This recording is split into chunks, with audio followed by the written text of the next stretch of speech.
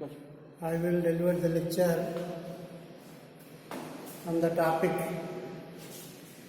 Parliament, संसद। तो अनुच्छेद 79 से लेकर के अनुच्छेद 122 तक जो है संसद के संबंध में, संसद था उसकी प्रक्रिया के संबंध में बंद किया गया है। अनुच्छेद 79 से लेकर के 79 में संसद किससे मिलकर बनती है, राज्यसभा तथा लोकसभा के सदस्यों की संख्या क्या होगी और इनका चुनाव ये किन किन क्षेत्रों से आते हैं, कितनी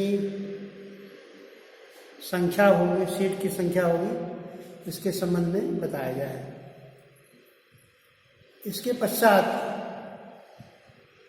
जो है संसद के सदनों की अवधि के बारे में है। तो राज्यसभा चूंकि स्थायी सदन है, यह भंग नहीं होता है। राज्यसभा क्या है? परमानेंट सदन है, परमानेंट हाउस है। It can not be dissolved.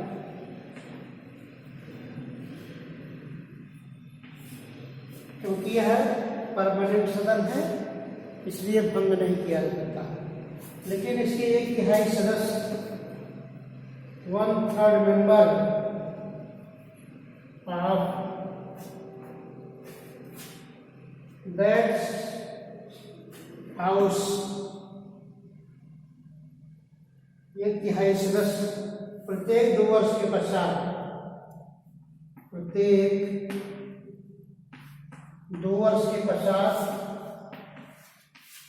अवकाश ग्रहण कर लेते हैं।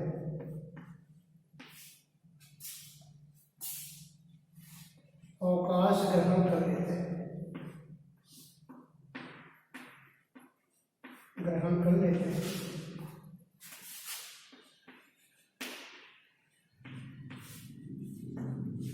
और राज्यसभा का कार्यकाल जो होता है 6 ईयर्स का है। राज्यसभा के प्रत्येक सदस्य का कार्यकाल 6 ईयर का है। तो इसमें रोटेशनल सिस्टम है। इसमें this is the permanent house, इसमें रोटेशनल सिस्टम है। इसमें सदस्य चुने जाते रहते हैं और निकलते रहते हैं। तो एक चक्रीय प्रक्रिया है। जैसे किसी व्यक्ति की नियुक्ति हुई और यहाँ से कार्यकाल पूरा करना शुरू किया है, 6 ईयर का है। 6 ईयर जैसे हुआ वैसे वो अवकाश ग्रहण कर लेगा। फिर दूसरे सदस्य की नियुक्ति हुई है, यहाँ से चला, अब यहाँ से चला, पूरा रोटेशन पूरा करके यहाँ से 6 ईयर पूरा अवकाश ग्रहण कर लिया। फिर यहाँ से कोई सदस्य चला, यहाँ से करते हुए यहाँ आया, 6 ईयर पूरा हुआ काल। इस तरह से इसके सदस्यों का कार्यकाल 6 वर्ष का होता है और यह एक अस्थायी सदन है। लेकिन लोकसभा जो है अपनी प्रथम बैठक से, लोकसभा जो है अपनी प्रथम बैठक से इसका कार्यकाल 5 वर्ष के लिए, 5 ईयर्स के लिए इसके सदस्य चुने जाते हैं। प्रथम बैठक से अपने 5 साल का कार्यकाल पूरा करेंगे और 5 साल से पूर्व भी राष्ट्रपति द्वारा इसका विघटन किया जा सकता है। कब? यदि सरकार अल्पमत में आ गई है और राष्ट्रपति को प्रतीत होता है कि सदन अल्पमत में है, सदन अपनी अपेक्षित संख्या इसके पास नहीं है, बहुमत खो दिया है हाउस ने, ऐसी परिस्थिति में वह राष्ट्रपति के लिए आवश्यक है कि वह लोकसभा को विघटित कर सकता है। इस तरह से सदनों की अवधि के संबंध में बताया गया है। तो संसद में इसके पदाधिकारी होते हैं। राज्यसभा के पदाधिकारी कौन है? सभापति तथा उपसभापति।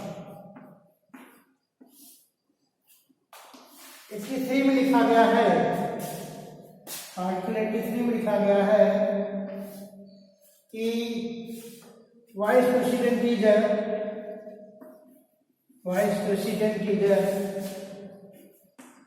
Ex officio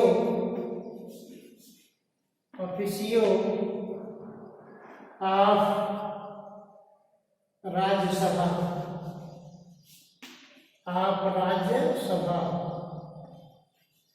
vice president ex officio of Rajya Sabha. उपराष्ट्रपति जो होता है वह राज्यसभा का पदेन सभापति होता है। What does it mean? पदेन मीन्स जो भी उपराष्ट्रपति होगा वह राज्यसभा का सभापति होगा, और सभापति राज्यसभा का चूंकि पदेन सभापति होता है, एक्स ऑफिशियो होता है, और उपसभापति तो संसद राज्यसभा में 2 पदाधिकारी होते हैं, तो एक सभापति एक दूसरा उपसभापति। उपसभापति का चुनाव कैसे होता है? राज्यसभा अपने सदस्यों में से ही उपसभापति का चुनाव करती है। राज्यसभा के सदस्य जो हैं वो मिलकर के बहुमत से उपसभापति का चुनाव कर लेते हैं अपने सदस्यों में से। और जब उपसभापति का पद रिक्त होता है या किसी कारण से मान लीजिए इसका पद रिक्त होता है, ऐसी परिस्थिति में जो ऐसा दूसरा व्यक्ति जिसे राज्यसभा आवश्यक समझे, ऐसे व्यक्ति को उपसभापति के रूप में चुन सकती है। तो इस तरह से उपसभापति सभापति के संबंध में उपलब्ध है। और मान लीजिए उपराष्ट्रपति जो है, जो कि राज्यसभा का पदेन सभापति होता है, तो यह सभापति उपसभापति को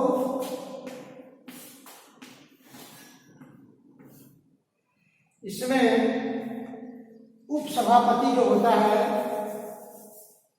उपसभापति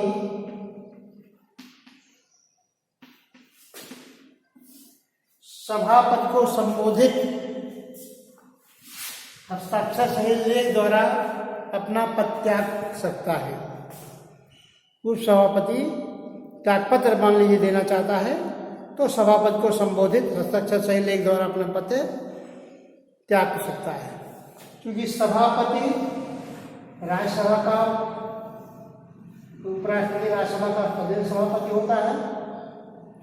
यदि किसी कारण से राष्ट्रपति का पद रिक्त है या पद त्याग देता है या पद से हटा दिया जाता है, तो ऐसी परिस्थिति में सभापति जो उपराष्ट्रपति है वह राष्ट्रपति के कर्तव्यों का निर्वहन करता है। तो वह राष्ट्रपति के कर्तव्यों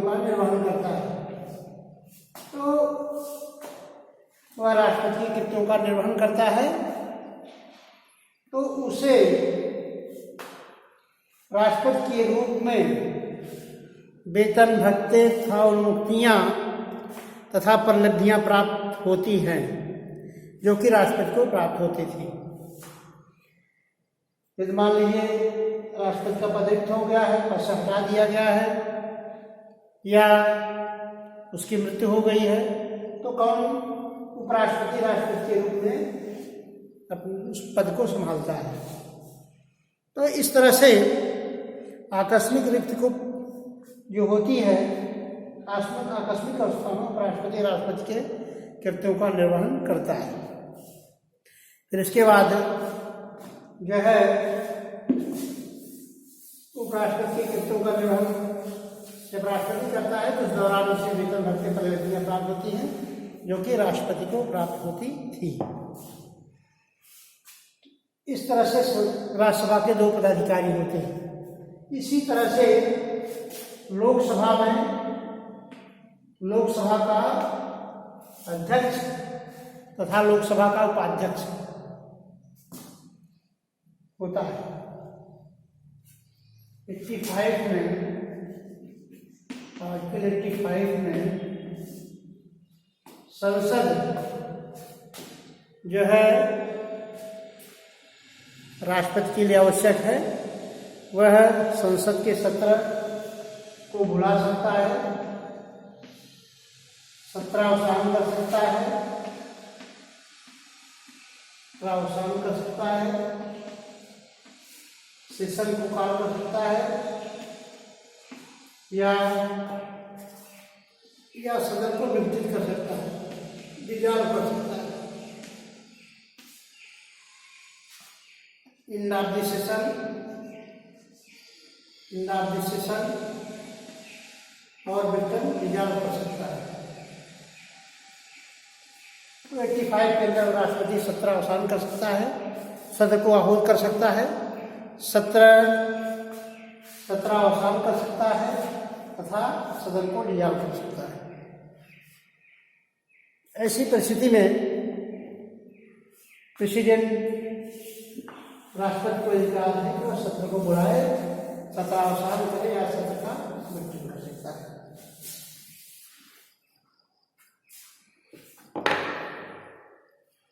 इसी तरह से जो है लोकसभा के भी पदाधिकारी होता है। लोकसभा अपने सदस्यों में से ही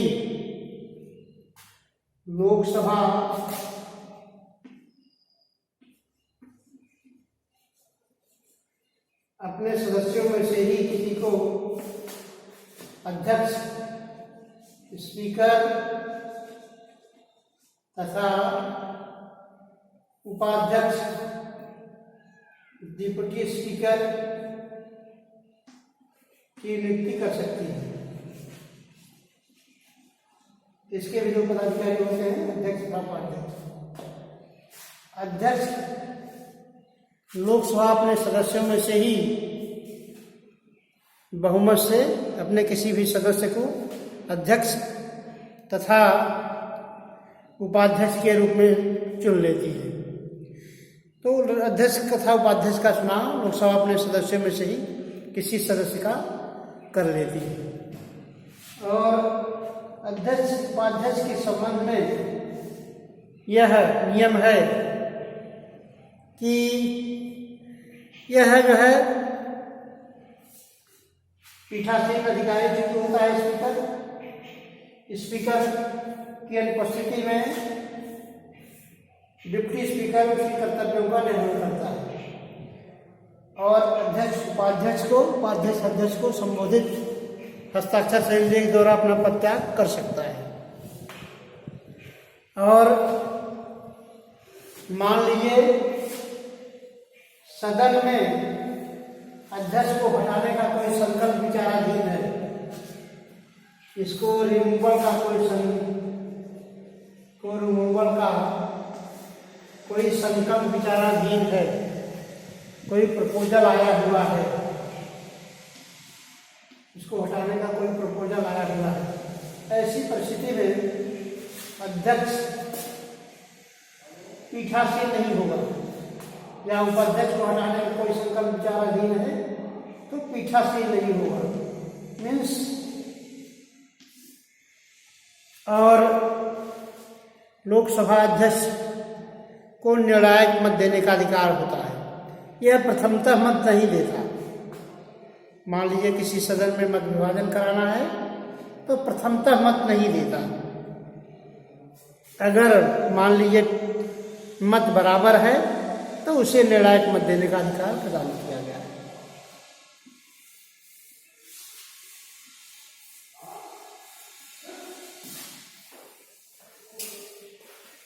इसी तरह से अध्यक्ष लोकसभा का जो सदस्य है वह अगर लगातार 60 दिन तक लगातार कंटिन्यूली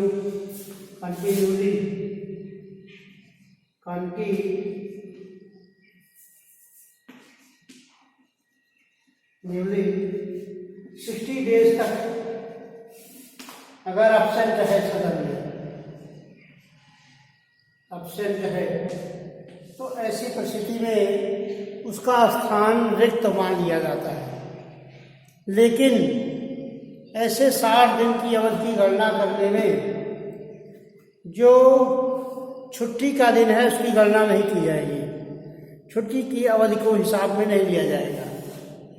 अगर व्यक्ति लगातार 60 दिन तक बिना किसी कारण बताए अनुपस्थित रहता है तो उसकी सदस्यता का स्वतः अंत हो जाता है। तो 60 दिन की अवधि तक। और सदनों में अभिभाषण का राष्ट्रपति को अधिकार है। सदनों में अभिभाषण का स्पीच देने का प्रेसिडेंट को अधिकार है। प्रेसिडेंट को सदनों में अभिभाषण का अधिकार दिया गया है। आर्टिकल 87 के अंतर्गत सदनों में अभिभाषण का अधिकार दिया गया है। राष्ट्रपति के लिए आवश्यक है कि वह सदनों में या एक साथ संयुक्त सम्मेलित दोनों सदनों में को कॉल कर सकता है। और सदनों में प्रथम सत्र के प्रारंभ में या जब लोकसभा बैठती है उसके प्रथम सत्र के प्रारंभ में या प्रत्येक वर्ष के प्रथम सत्र के प्रारंभ में राष्ट्रपति के अभिभाषण से ही सदन की शुरुआत होती है। तो 86 के अंतर्गत सदनों में अभिभाषण का राष्ट्रपति को अधिकार है। और सदनों में विशेष अभिभाषण स्पेशल स्पीच देने का भी राष्ट्रपति को अधिकार है। राष्ट्रपति संयुक्त सदन को सम्मिलित कर सकता है, ज्वाइंट सेशन को कर सकता है। कब? और उसके सम्मेलन का कारण बताएगा। ज्वाइंट सेशन को 108 के अंतर्गत आर्टिकल 108 के अंतर्गत ज्वाइंट सेशन को भी कॉल कर सकता है। राष्ट्रपति विशेष भाषण देता है सदनों को, उसके बुलाने का कारण भी बताता है कि किस कारण से सदन को आहूत किया गया है। और सम्मेलन सदन को भी कॉल कर सकता है, ज्वाइंट सेशन को भी कॉल कर सकता है। उसमें विशेष भाषण देने का राष्ट्रपति को अधिकार दिया गया है। इस तरह से सदनों में मंत्रियों तथा महान्यायवादी को उपस्थित होने का अधिकार है। सदन में मंत्रियों तथा महान्यायवादी को उपस्थित होने का अधिकार। संसद के किसी भी सदन में किसी भी मंत्री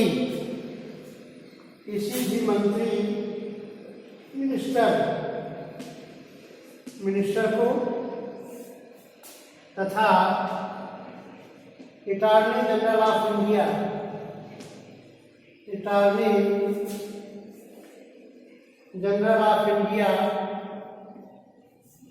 को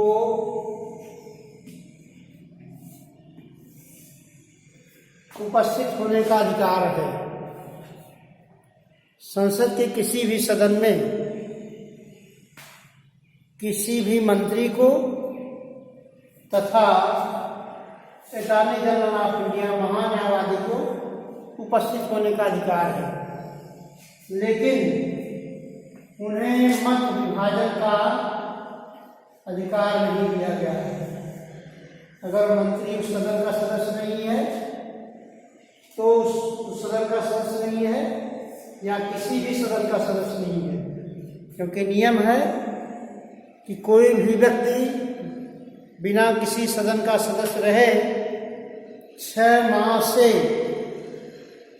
तक वह मंत्री बनाया जा सकता है।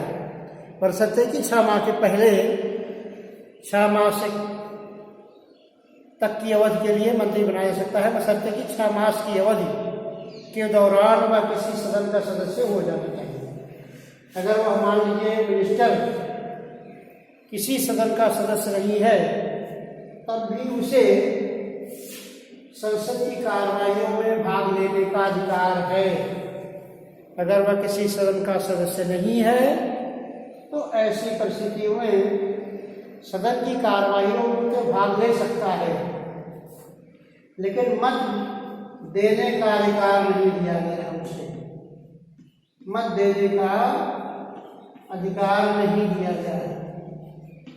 इसी तरह से महान्यायवादी चूंकि उस किसी सदन का सदस्य नहीं होता, महान्यायवादी संसद का एक महान्यायवादी कौन है? महान्यायवादी एक विधिक प्राधिकारी है जिसको राष्ट्रपति को समय समय पर जो है विधिक सलाह देने के लिए नियुक्त किया गया है। तो ऐसी परिस्थिति में महान्यायवादी जो है भी उस सदन का सदस्य नहीं होता है, लेकिन उसको भी जो है संसद की कार्रवाइयों में भाग लेने का अधिकार दिया गया है। इसे भारत के किसी भी सदन में, विधानसभा में, किसी भी संसद के किसी सदन में, विधानसभा में कहीं भी भाग लेने का अधिकार दिया गया है, लेकिन मत विभाजन का अधिकार नहीं है। तो इस तरह से सदनों में उपस्थित होने का अधिकार या मत विभाजन का अधिकार नहीं है। और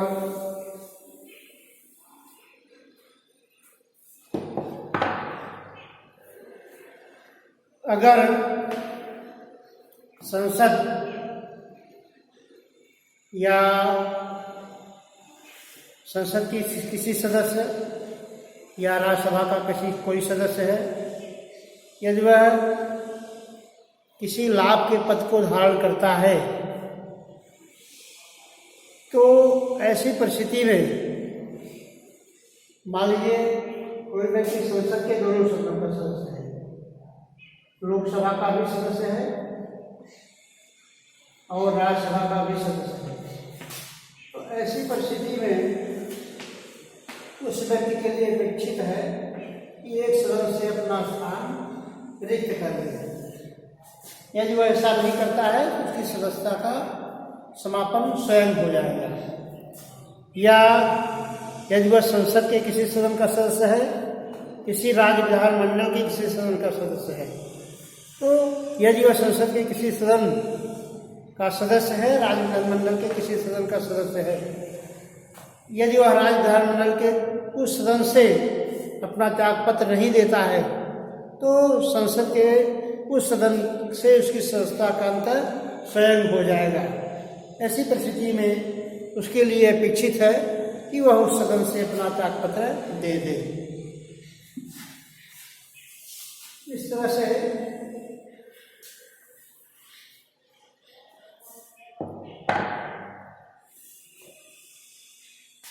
अनुच्छेद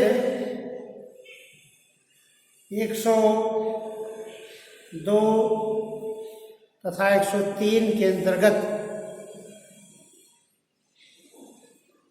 103 के अंतर्गत यदि संसद के किसी सदस्य मान लीजिए आर्टिकल 102 के अंतर्गत संसद चाहे लोकसभा हो चाहे राज्यसभा हो, राज्यसभा ये जिसके निर्वाचन इलेक्शन से संबंधित कोई विवाद उत्पन्न होता है, यदि इसके निर्वाचन से संबंधित कोई विवाद उत्पन्न होता है तो ऐसी परिस्थिति में निर्वाचन से संबंधित विवाद के उत्पन्न होने पर राष्ट्रपति निर्वाचन आयोग की राय लेगा। राष्ट्रपति प्रेसिडेंट ऑफ इंडिया क्या करता है? He may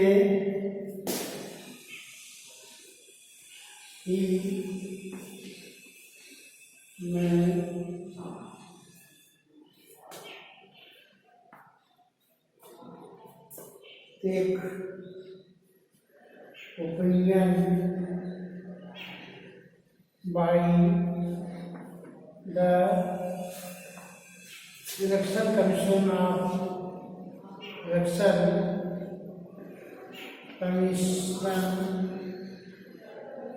India, election commission की राय लेगा और इलेक्शन कमीशन की राय लेकर के राष्ट्रपति का जो विनिश्चय होगा उस पर अंतिम होगा। इलेक्शन कमीशन की राय लेगा, उसके बाद राष्ट्रपति का विनिश्चय उस पर अंतिम माना जाएगा। इसी तरह से अनुच्छेद 103 के अंतर्गत बताया गया है, यदि उच्चतम न्यायालय के किसी न्यायाधीश के चयन के संबंध में कोई विवाद उत्पन्न होता है तो वहां पर राष्ट्रपति का विनिश्चय अंतिम माना जाता है। तो ऐसी विवाद की स्थिति में राष्ट्रपति का विनिश्चय अंतिम होगा। The next lecture I will deliver tomorrow. Thank you very much.